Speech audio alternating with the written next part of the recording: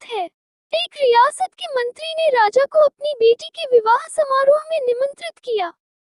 जब राजा अपने परिवार के साथ विवाह समारोह में पहुंचा, तो मंत्री उन्हें सम्मानपूर्वक विशिष्ट आसन पर बैठाने ले गए।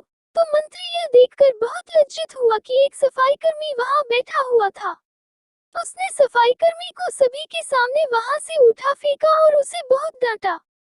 सफाईकर्मी ने बहुत अपमानित महसूस किया और बदला लेने की योजना बनाने लगा। अगले दिन सुबह जब वह राजा का कक्ष साफ कर रहा था, तभी वह जानबूझकर बड़बड़ाया, राजा कितने नादान हैं। उन्हें यह पता ही नहीं कि रानी और मंत्री के बीच क्या चल रहा। राजा आधी नींद में था। यह क्या बकवास कर रहे हो? उसने पूछा। महाराज, मैं पूरी रात सो नहीं पाया। मैं तो नींद में बड़बड़ा रहा था, सफाईकर्मी जवाब में बोला। हालांकि उसकी बात सुनकर राजा के मन में संदेह के बीज पड़ गए थे।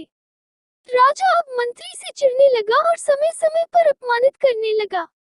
एक दिन तो उसने द्वारपालों से यह तक कह दिया कि वे मंत्री को महल में घुसने ही न दे।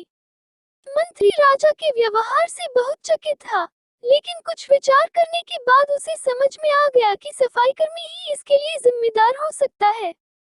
मैंने उसका अपमान किया था और उसी का उसने बदला लिया है। अब मुझे उसे दोबारा प्रसन्न करना होगा, तभी वह राजा की निगाह में मेरा सम्मान दोबारा दिला सकता है, मंत्री ने सोचा।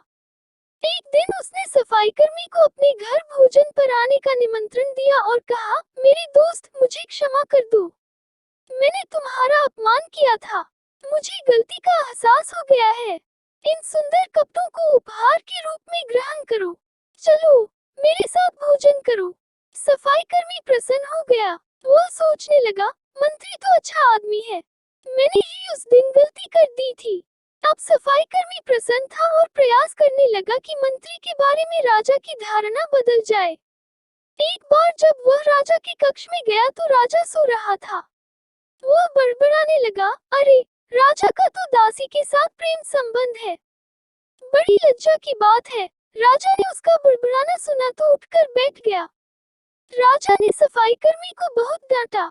सफाईकर्मी बोला, क्षमा कर दे महाराज, मैं पूरी रात सो नहीं पाया, इसलिए दिन में ही नींद में बड़बड़ा रहा था। राजा को अपनी गलती समझ में आ गई। इस तरह की अफवाह के चक्कर में आकर उसने अपने बहुत अच्छे सलाहकार की अनदेखी शुरू कर दी थी।